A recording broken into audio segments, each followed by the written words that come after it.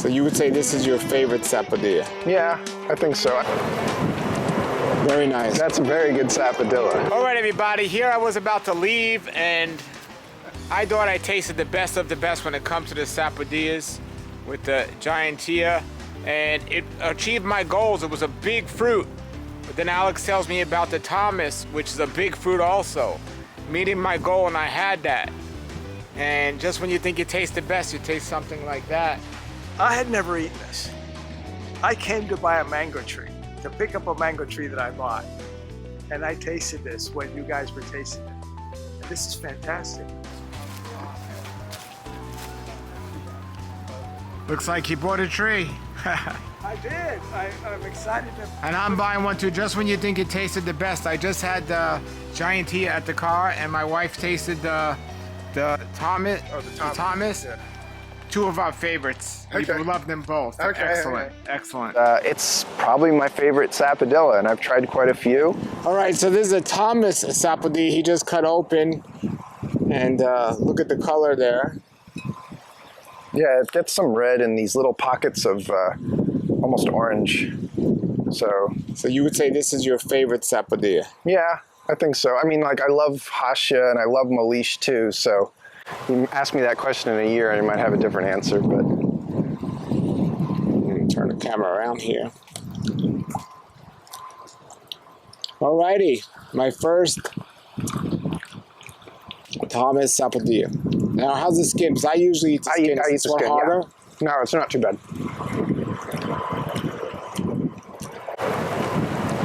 Very nice. That's a very good Sapodilla.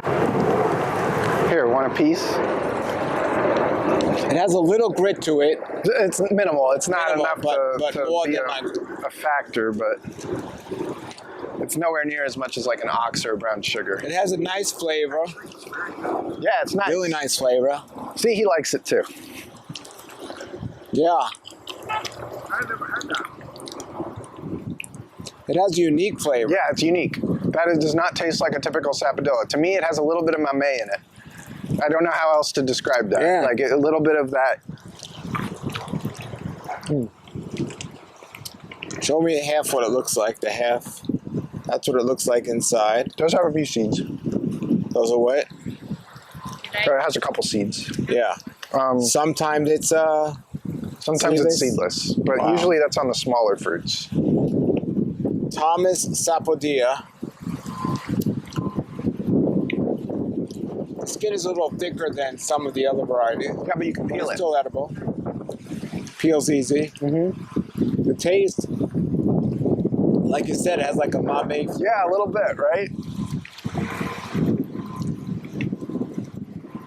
Yeah. And it's very sweet, but it's not that pure brown sugar, just too sweet. No, It's like, that's what I think people like about it. It has That's what I like, there's yeah. depth to the flavor.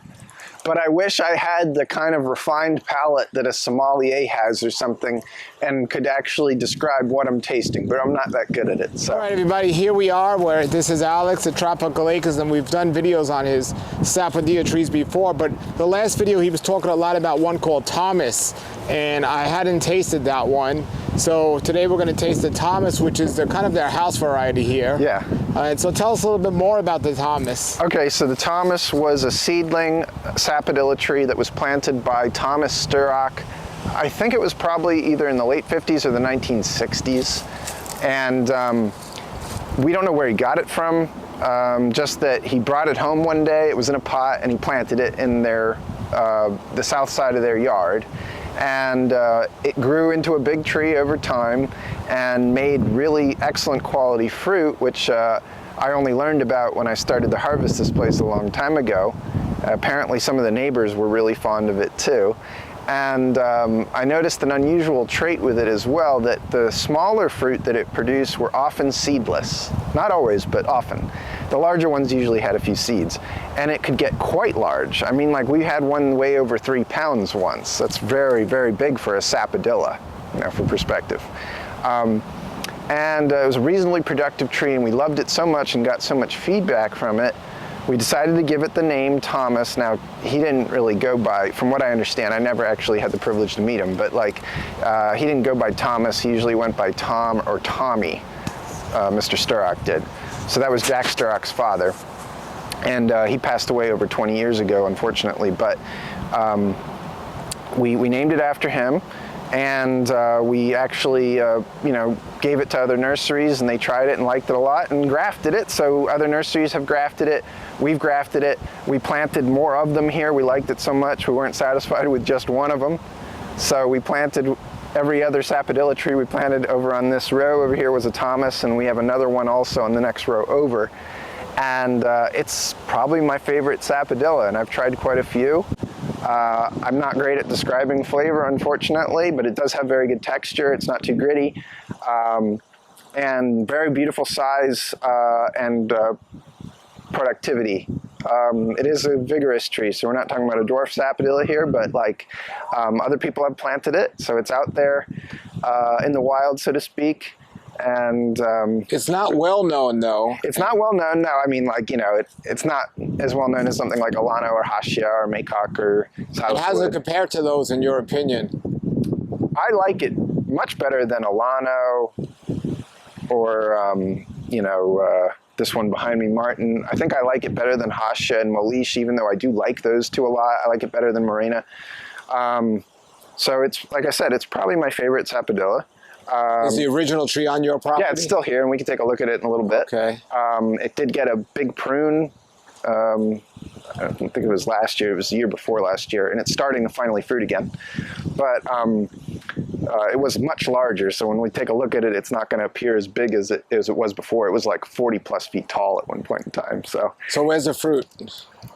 Where's the fruit? Is it in your hand, I mean? Oh, yeah. This fruit here is a Thomas. This one's a Gigantia. So we'll go look at some of our Thomas trees, which we looked at in one of the previous videos. And tree growth, does it grow, is it one of the bigger growers? It's aggressive, yeah. So like that tree there is a Thomas. I'm gonna show you one of the older ones that we planted here too. I think this tree over here was the first Thomas we planted. So this is a Gigantia, okay, right next to the Thomas. This doesn't have a lot of fruit left on it, but it does still have some. It's very productive variety. But right here is the first Thomas that we planted, not the original tree. This is a grafted Thomas that we planted. It's still got a good bit of fruit on it. You can see they get pretty nice size. So here's this one, looks like it weighs maybe close to a pound or so. Here's another one that's actually even a little larger. It's very round. Yeah, but it can come out oblong too. It's not so uniform in shape. There's another one. This one looks like it's pretty close. That one up there. And what did you say the season was? The season on this variety is usually from early March to April. So I think I started picking a few of them at the beginning of this month, maybe at the end of February. But it is what I would classify as more of a spring Sapodilla. But it's not too long a season. It's not like 1 month. No, we still have them. So it's it's a fairly long season it's not super short.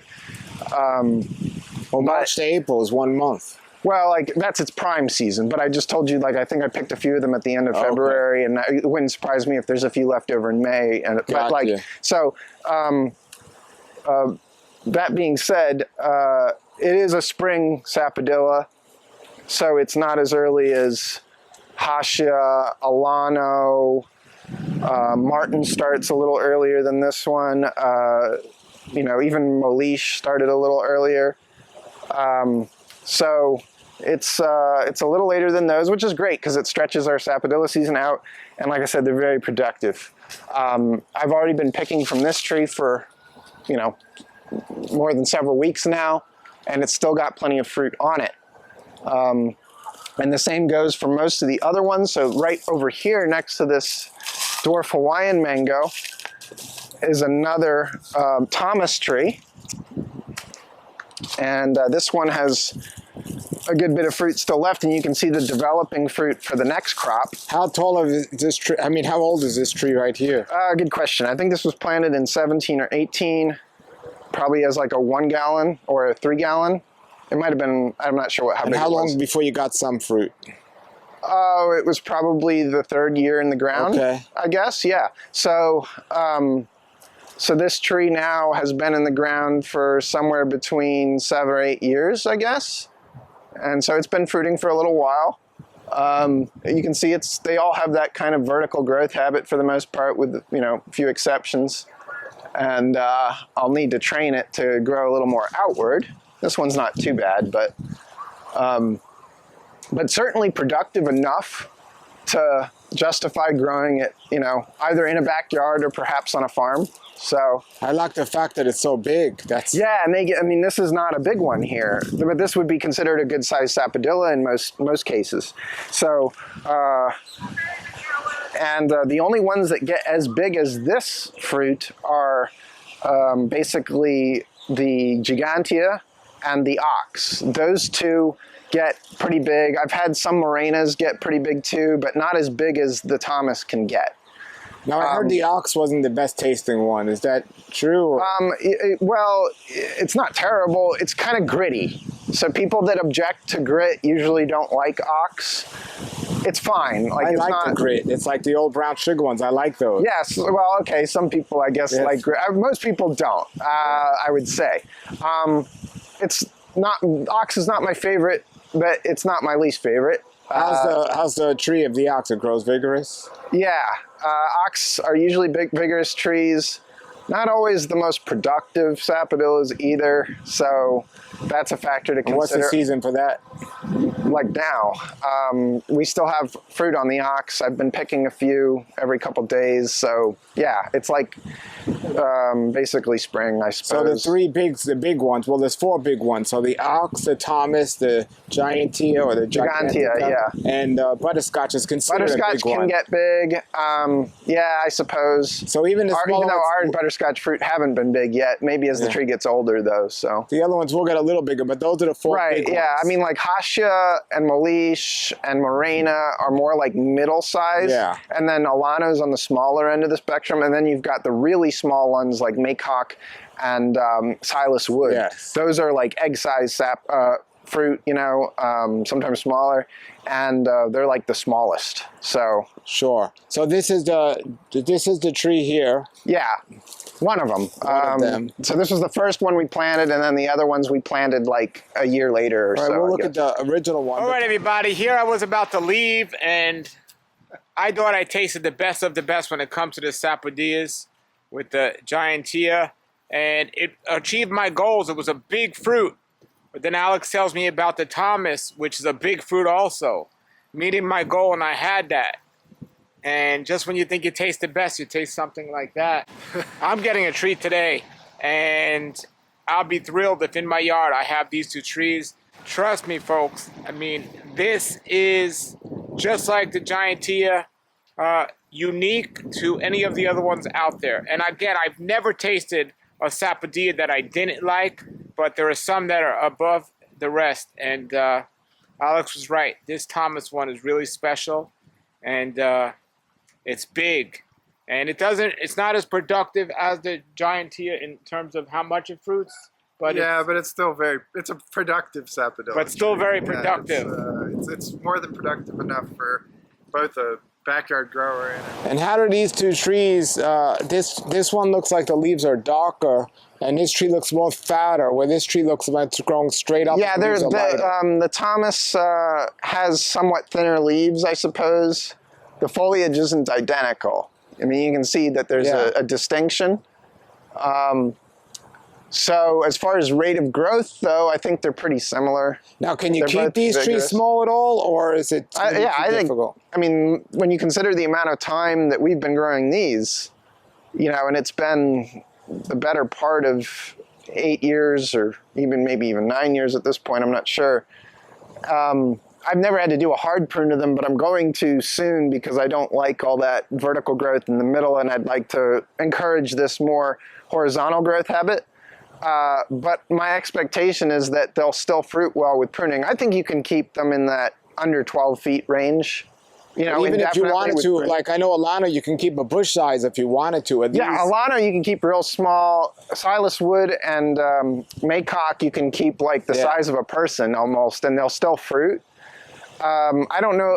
I think if you tried to do that with one of these, it would respond with way too much growth and then at the expense of the flowers, right? And you need the flowers to get fruit. Sure, sure. So too harsh a pruning on these guys, they're not going to love it. But I think with lighter pruning, you can keep them under 12 feet and they'll still fruit for you, should Are fruit all every year. Sapodillas self-pollinating? They can probably all self-pollinate, but some of them don't self-pollinate well. Hossia is the one that always comes to mind with that because I've seen hossia trees where there was no sapodilla trees nearby anywhere and they just don't fruit well, or often have not. But any other kind of sapodilla growing near them and all of a sudden hossia becomes like a commercial producing sapodilla. So there is absolutely variations in terms of self-compatibility with pollination. And they definitely benefit, I think, from having other varieties near them because all of our sapodilla trees are pretty prolific. Like I'm not really, even our ox, which has the reputation of being a shy producer, I'm not dissatisfied with its production. And I've had people complain to me that ox trees and our hossia fruits fine, pretty well. And I've seen very unproductive hossia trees. So there's definitely differences. We don't really have like a chart that can say like, oh, Alano is self-pollinating, but Morena is not or whatever. I do think Alano self-pollinates though, and I'm very confident that Maycock and Silas would both self-pollinate. So those are a few. This tree, the Thomas, and we'll look at the original tree. The original tree's was historically pretty productive, but there's a big Martin sapodilla tree here that presumably would cross-pollinate with it over the years. And so we don't know how this will do if it's on its own without another sapodilla nearby. Sure. And in these two trees here, production-wise, the season-wise, similar seed. No, this one's later. Gigantia is earlier. Yeah, this is almost finished. There's still fruit left on it, of course. But this is definitely earlier than the Thomas. But these two trees are good to have to cover a good amount of time on both of them in terms of season. Oh yeah, because we started picking this months ago. Yeah. And we still have a bunch of these. So yeah, even with two sapodilla trees that are different varieties, you can really extend your sapodilla. You don't need like 4 or 5 or 6 trees or whatever. You can really expand your season quite a bit just with 2. So. Have you ever cut either one of these back so far? No, I need to. They're both at the point where I need to do it. This one for sure, and this one as well. We'll see how harsh I go on it. But they're due for it at this point, and they went a pretty long time without requiring it. This is Pete. We just met Pete here, and Pete's trying to Thomas Sapodilla. What do you think, Pete? Paul, I had never eaten this. I came to buy a mango tree, to pick up a mango tree that I bought. And I tasted this when you guys were tasting it.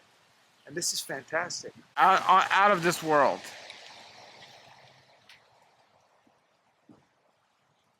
Honey, brown sugar. Have you tasted Sapodilla before? Never. Oh, well then they're all amazing. I don't know what I'm missing. No, they're all amazing. They're all amazing, but this is fantastic. Yeah, they're all amazing. Every single variety is amazing, but this one is one of the best. I'm going to buy one. Yeah. I don't know where I'm going to plant it yet. Yeah. But they're all great. They're all great. This is like a real treat. I'm pescatarian. I eat fruits and vegetables, and I'm discovering all these new things to eat, and this is fantastic. I really appreciate you guys letting me taste this. This is great. Oh, absolutely. I'm so glad. It's my first time tasting this variety, and it's like the best of the best. I started with a Pickering mango. Now I've got 3 mango trees and soon one of these. Yeah, I've never tasted a Sapodilla I didn't like. They're all excellent. So when you get an opportunity, taste all of the varieties. Well, when I was a kid, they were growing on the side of the street in Miami. My mom used to love them. And now I understand why. Yeah, absolutely. All right, Pete, it's nice to meet you. Thank you for sharing your experience with that. Thank you. Have a great day. You too.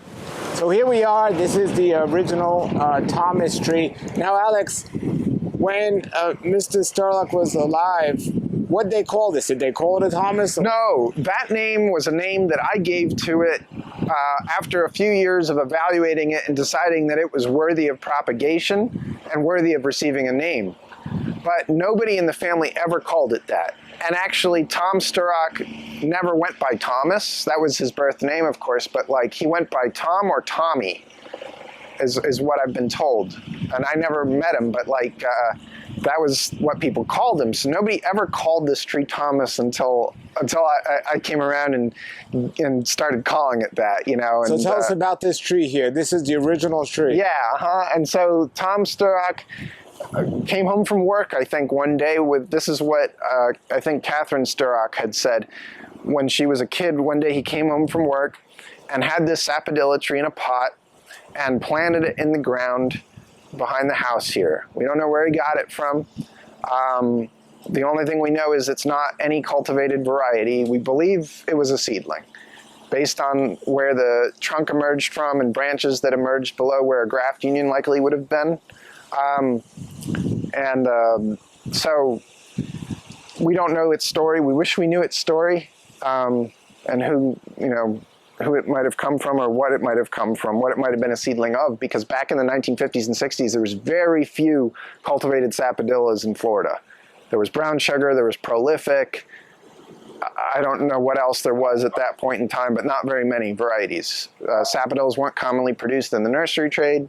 So, but anyway, this tree sat here for decades. The neighbors that used to live over here were fond of the fruit. They apparently tried it. Jean Sturrock liked it too. That was Jack Sturrock's mother. And she lived in this house until about 13 years ago when she passed away. But so people liked it, but like it wasn't like a known commodity, if you will. And I harvested it for several years. I was impressed with the productivity. I was impressed with the size. It was amazing. We got 3+ pound fruit off of this tree sometimes. It was incredible getting sapodilla fruits that large. And everyone that saw them were like blown away by them, and everyone loved the flavor. The quality was really good. We knew it was a really good sapodilla. And the fact that the little fruits would make seedless fruits, wouldn't have any seeds, that was kind of impressive too, because most sapodillas will have a couple seeds, even small ones.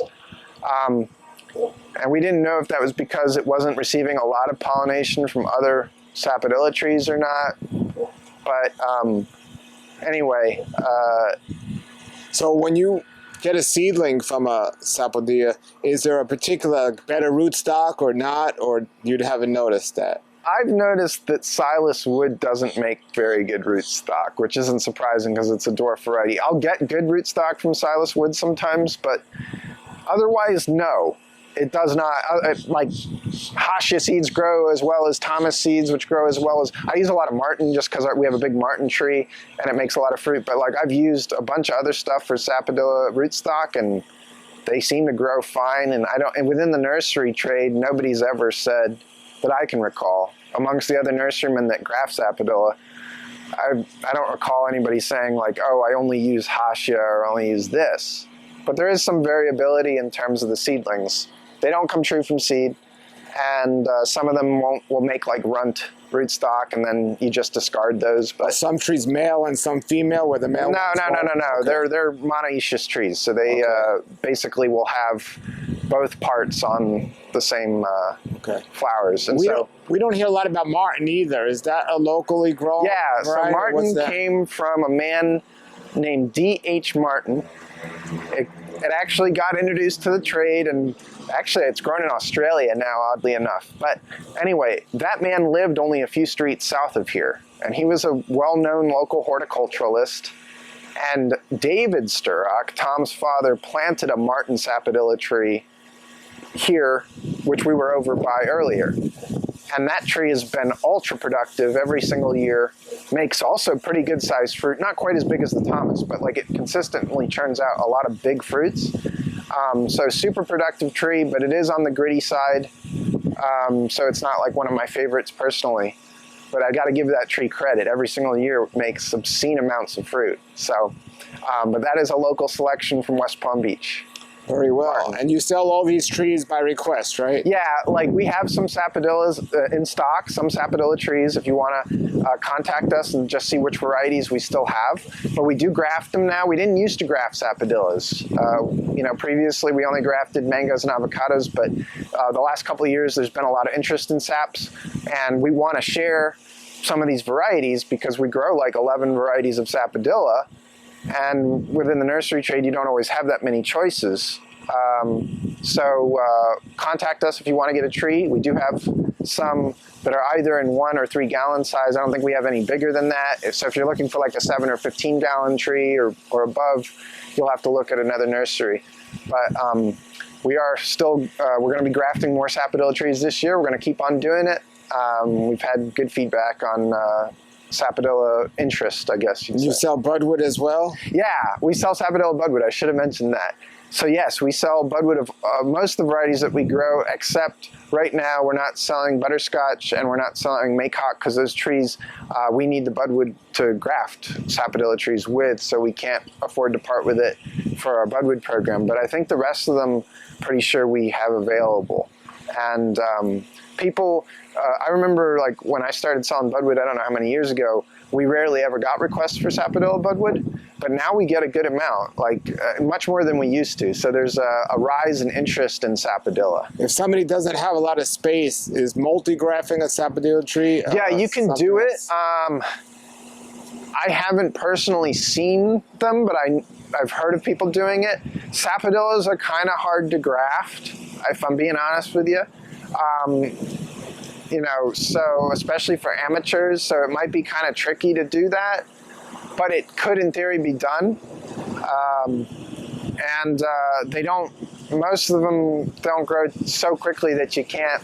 I mean, you probably would have to consider pairing the varieties, right? Like you probably wouldn't want to put a maycock with an ox, you know, but you know, you can probably put a maycock with a silas wood or an alano, or you could probably put like a Thomas with a hashia, like those grow, so or as long as you get the right size. Yeah, yeah, okay. like they seem to grow close enough in rate that you could pair them, I guess. But I've not seen any Sapodilla cocktail trees. So. All right. Well, thanks for showing us this, and I'll put a link to the previous video we did, and I'll also put a link to your website below. And thank you very much for showing us this. Yeah. And the great thing is, you have the two you had right next to each other. You're like with those two, you're covering a big part of the season. Yeah. Oh yeah. Like yeah.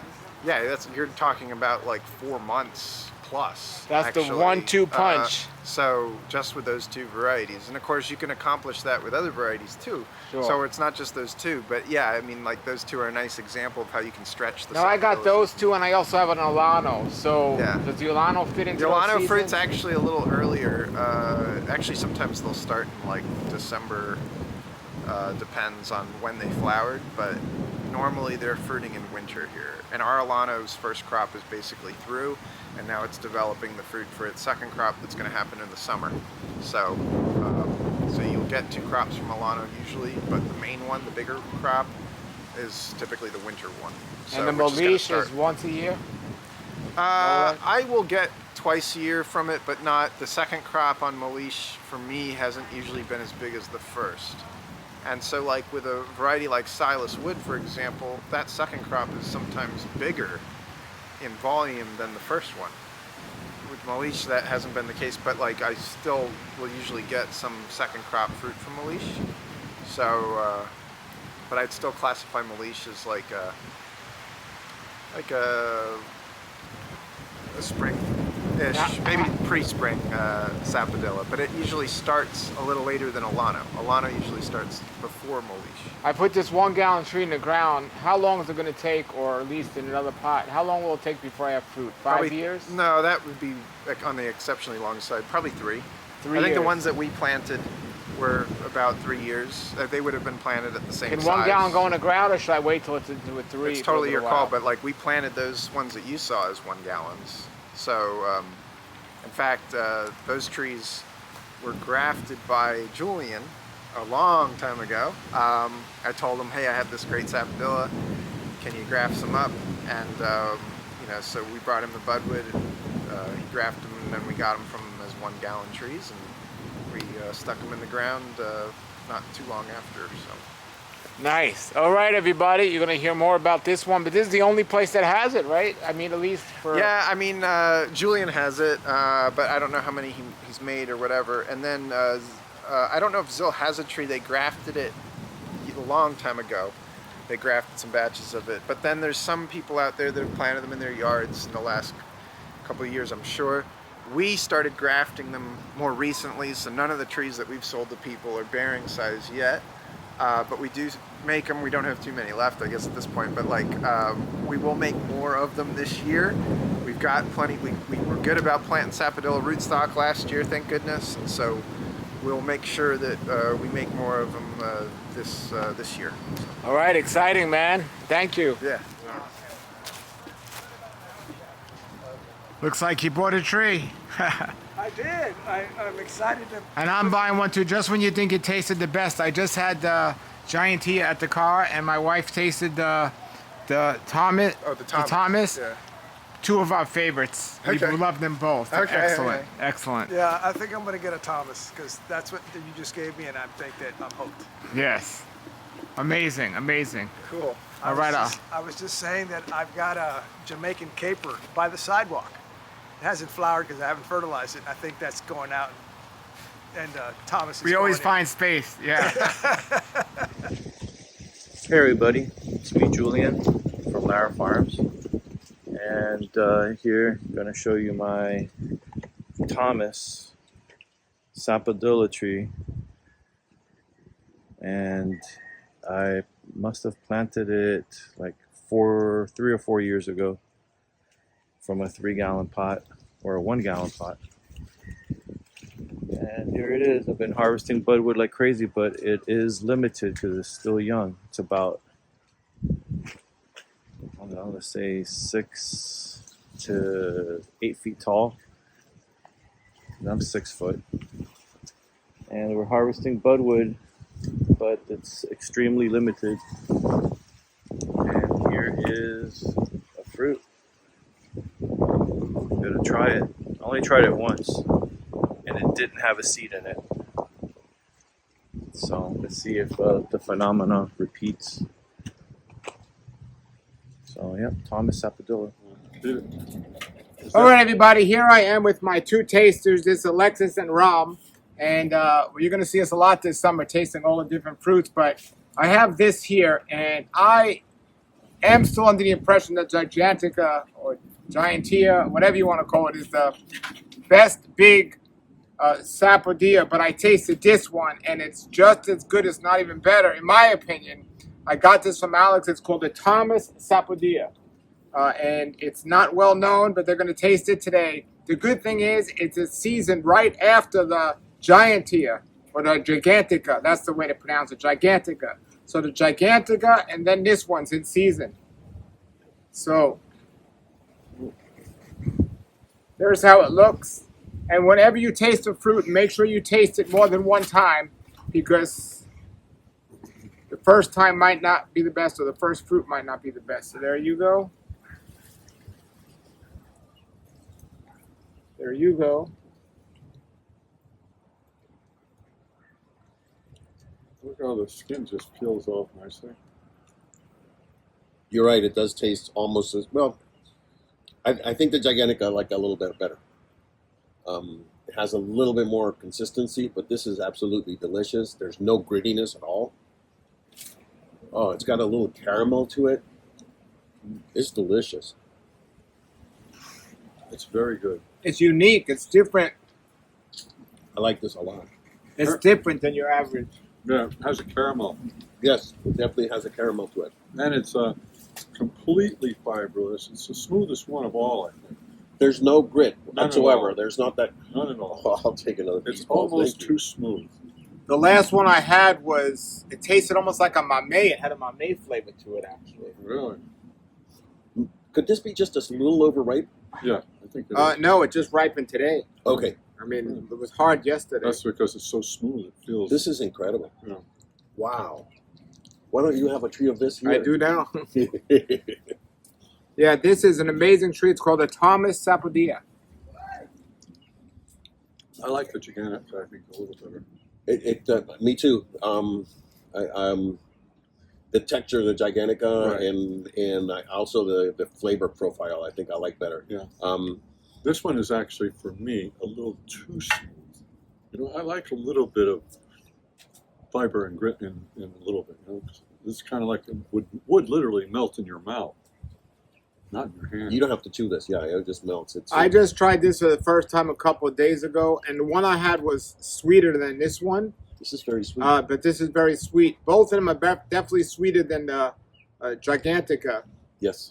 But again, the Gigantica, the flavor is nice as well. Oh, yeah. The good thing is that it's big and it's also different season than our Gigantica. So not just small like many of the common Sapodillas are. You got a big one. And of the big ones, you got the Gigantica.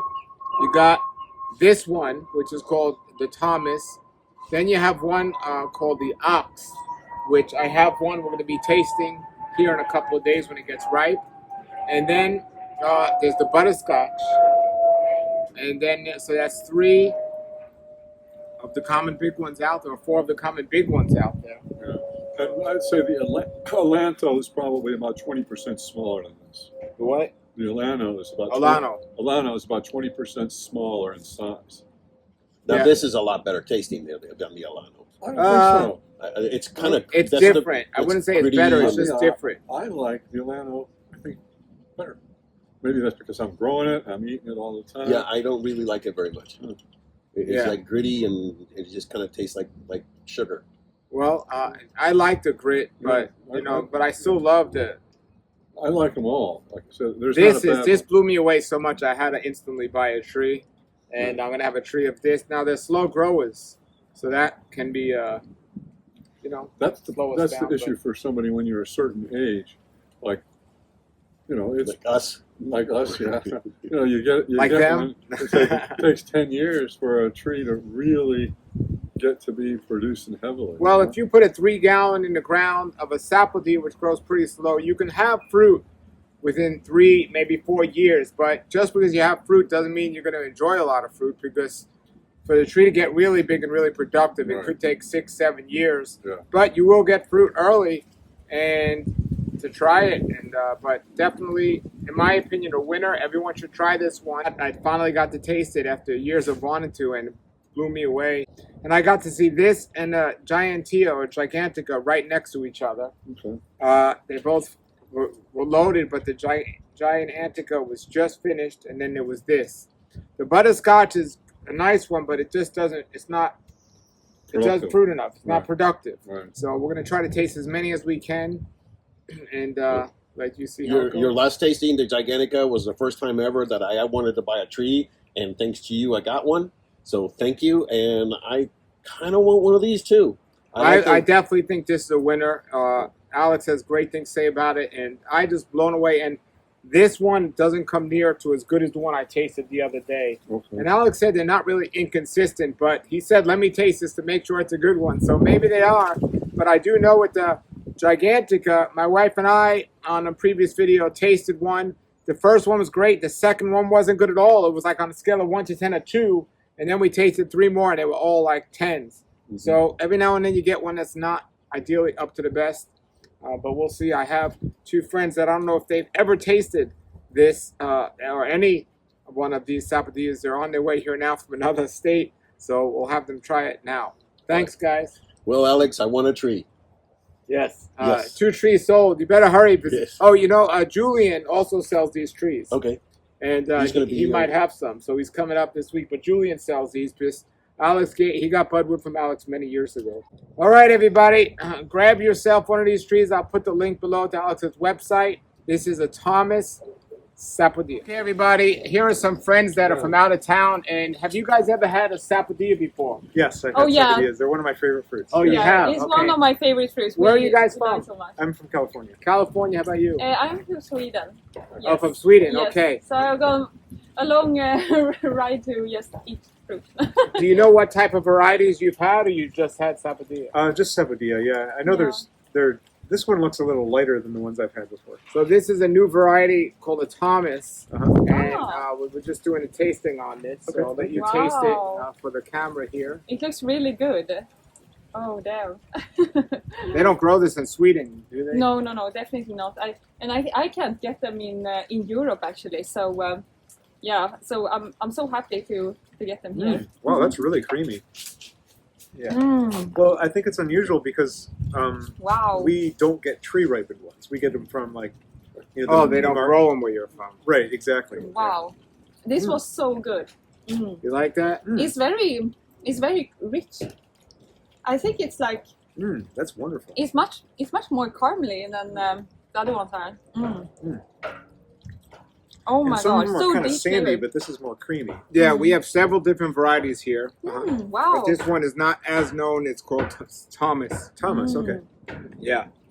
So, This was like one of the best I had, I think. yeah, it's really one of the ones that are up there. And we got some others as well. But that's not a popular one, but one of my favorite. Not a popular Yeah. one? Well, no, that many people know of it. I see. Now they will because of the video. I mean, if you buy them in the store, it doesn't say what variety it is. It just says Sapodilla. Exactly. So yeah, you need to go to the to the Well, farmers. when you live out here, just like where you guys are from, we know what variety it is just based on the season and how big they are and so on. So we know.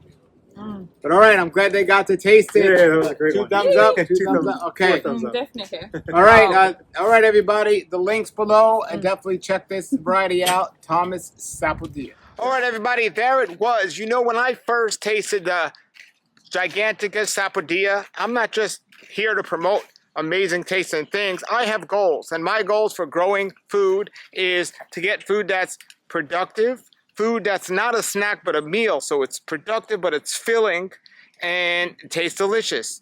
And that Gigantica Sapodilla is amazing and fits all that. But the one thing it didn't fit was the season because it only lasts a certain amount of time.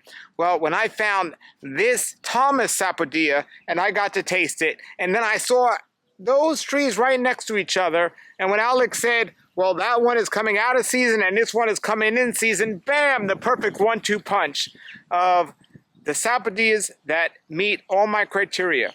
Big, filling, and productive, and delicious, and extending the season now, having the full season of 2 trees covering a span of maybe 4 months, maybe even 5 months.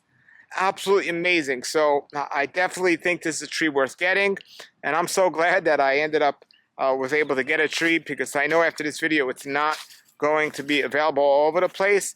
I'll put in a link below. I know a couple of places that currently sell the tree to see how many they have for sale. Alex is one place at Tropical Acres Farms. Julian Law is the only other place I know that has the Thomas Sapodilla for sale. I'll put his link below as well to that. Those are the only place that have that. I have the Gigantia tree for sale, like I said in the previous video. And if you didn't see my previous video about the Gigantia or Gigantica, however you want to say it, the link's below to that. Check that video because that's an important video if you love Sapodillas. And I have that tree for sales now. And the next video I'm going to be producing about Sapodillas is looking at all the different varieties and tasting, not all, but most of the different popular varieties and tasting them and letting you know what I thought. But as for my goals when it comes to Sapodilla fruit, the Niceberry, the Niceboro, the Chico, I can't go wrong now, because now once it grows up, I'm going to have in the ground what I have here. I'm going to have Gigantia, I'm going to have Thomas, and I already have Alano, and that's right there. It's loaded right now. And I also have the Molek, or the Molish, as Alex calls it, but this one is called Molek, which is, for me, just coming out of season right now as well. So it's different than the Thomas that's coming into season. But this has been such a treat, this tree, Molek. And I also have a butterscotch that I may top work to one of these other trees that I discussed. I may top work it. Well, I'm going to top work it to maybe I'll take it out and sell it. But either way, after getting these other productive trees, butterscotch is big and delicious, but it doesn't meet all my goals because it's not productive. All right, we have the opportunity to achieve our goals when it comes to growing food, and whatever your goals are, make it happen, everybody. And thank you for watching and trusting the assessment that I'm giving here. I'm not sugarcoating this, giving you honest opinions of what I like, what I don't like, what I find to taste great, what not, and leaving you to be the judge of that. Understanding taste is subjective, but always try, like I said in the video, try the fruit several times to make sure because one time you might just get a bad fruit, one time you might just get one that it wasn't as good, and the weather might have been rainy, it might have flushed out this flavor. But taste it a couple of times to make sure before you decide to or not get a variety. But definitely, I'm here to give you my honest assessment of all these different things. My assessment, my taste buds, my goals, and I am so excited that I got these varieties, and I'm going to get them in the ground as soon as possible. Until then, everybody, let me know what you think about these when you try them. The links are below. Have a great day, everybody, and keep growing.